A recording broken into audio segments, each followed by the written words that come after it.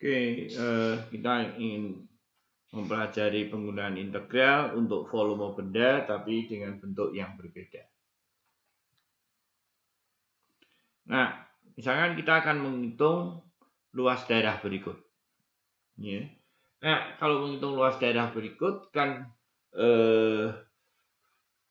dengan cara seperti ini. Ya, jadi setiap kali saya potong, inilah potongan sebelah kiri dan inilah potongan sebelah kanan.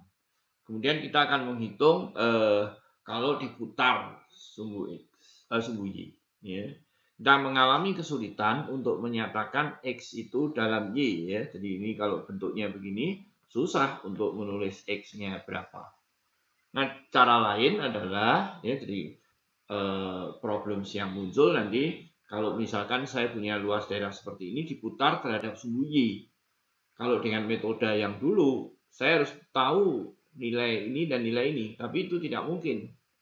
Ya, jadi caranya adalah nanti tetap dipotongnya begini, tetapi diputarnya tetap terhadap sumbu Y. Ya. Jadi ada cara lain menghitung ini, mau, nah seperti ikan teri. Ya, ini cuman pas ikan terinya sedang populer. Oke, nah volume benda kulit silinder. Jadi kalau seperti ini ya kita tahu bahwa volume dari kulit tipis ini adalah volume silinder dengan jari-jari R2 dikurangi volume silinder dengan jari-jari R1. Ya, hasilnya adalah seperti itu. Ya. Oke, volume benda kecil itu adalah ini volume R2-nya adalah jari-jari besar dikurangi jari-jari kecil, hasilnya seperti ini, tetapi bisa ditulis sebagai urean begini difaktorkan. Nah, R2 dikurangi R1 itulah nanti yang akan menjadi delta R yang kecil. Nah, R2 R1 dibagi 2 itu di titik tengahnya. Nah, itu yang nanti kita ambil sebagai titik yang dianjurkan oleh Riemann itu. Jadi kalau kita lihat daerah seperti ini diputar terhadap sumbu Y, tetapi potongannya terhadap sumbu X, ya, nah, hasilnya adalah seperti tadi kita lihat, volume kecilnya adalah 2πr, R-nya adalah jari-jari di antara R2 dan R1, H-nya adalah tingginya kali delta R. Ya. Jadi untuk ini hasilnya menjadi apa? 2pi, X itu adalah yang kurang lebih titik tengah dari jari-jari itu, kali tingginya adalah Fx, delta X itu tebalnya. Ya. Jadi kalau ini diputar terhadap sumbu Y. Hasilnya seperti ini. Nah, hitunglah volume benda yang putar yang dibatasi oleh itu dan sumbu X ya. Jadi gambarnya mudah itu. Nah, seperti tadi diputar terhadap sumbu Y. Ya, jadi daerahnya adalah ini. Nanti daerah tertutupnya ini. Ya, daerah tertutupnya. Oke. Berikutnya.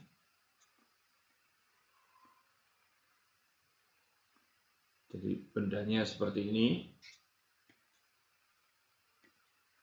Oke, kalau diputar, potong-potong-potong kecil, lebarnya seperti tadi, ya, 2πx. Nah, jadi 2pi, x-nya jari-jarinya, jaraknya, kali fx tingginya, fx-nya adalah seperti ini, itu adalah volume benda kecilnya. Kalau dijumlahkan, kemudian diambil limitnya, maka akan diperoleh jumlah kecilnya, dijumlahkan, diambil limitnya, hasilnya adalah seperti ini. Daerah tertutup yang dibatasi oleh Y sama dengan RA, sumbu X sama dengan A diputar terhadap X, Y. Nah, hitunglah volume benda yang diperoleh ya. Jadi kalau saya punya daerah begini, ya, ini X sama dengan H, ini diputar terhadap sumbu X, hasilnya adalah kerucut ya, dengan tingginya H jari-jari alasnya R, ya, karena kalau X-nya disubstitusikan H, maka inilah tingginya R. Ya. Oke, saya kira tinggal dihitung. Kita akan menghitung dengan dua cara. Pertama dengan metode dish, ya, yang dish itu yang pertama, dan kedua dengan kulit tabung.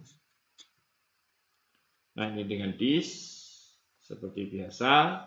Oke, saya kira dalam hal ini volume benda kecilnya adalah jari-jari kuadrat kali tebalnya kali pi, ya, karena dia sebagai cakram begini. Dan kemudian diambil limitnya dijumlahkan, inilah volume bendanya.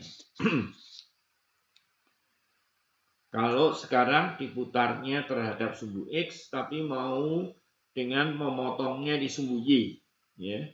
Jadi bentuknya seperti kulit tabung, ya. Nah, ini cakram kulit tabung, ya. Ya, seperti kulit tabung kalau diputar. Oke. Nah, benda kecilnya adalah apa? 2pi kali jaraknya kali tingginya adalah ini, kali tebalnya, delta Y. Ini adalah volume benda kecil. Kemudian dijumlahkan, diambil limitnya, inilah. Nah, dihitung dengan cara tadi dan sekarang, kalau tidak salah menghitung, nilainya akan sama. Daerah tertutup yang dibatasi oleh Y sama dengan X kuadrat, ya, jadi yang ini X kuadrat, terus kemudian yang ini adalah Y sama dengan 2 min X kuadrat, ya. Diputar terhadap sumbu Y, hitunglah volume bendanya. Jadi potongannya seperti ini, diputar terhadap sumbu Y, ya kita harus menggunakan metode kulit tabung. Oke. Ya. Jadi kulit tabung, benda kecilnya adalah berapa? 2pi kali jarak terhadap pusat putarannya X. Nah, kali tingginya. Tingginya dalam hal ini atas dikurangi bawah. Hasilnya adalah kurung 2 min X kuadrat dikurangi lagi dengan X kuadrat. Jadi, lanjut.